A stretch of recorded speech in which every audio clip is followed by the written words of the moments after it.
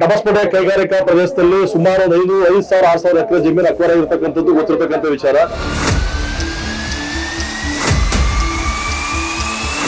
ಇಲ್ಲಿವರೆಗೂ ಈ ತರ ನಡ್ಕೊಂಡು ಹೋಗ್ತಿತ್ತು, ಎಲ್ಲಿಯೂ ಸಮಸ್ಯೆ ಇರಲಿಲ್ಲ. ಹೊಸ ಕಾಂಗ್ರೆಸ್ ಸರ್ಕಾರ ಬಂದ್ಮೇಲೆ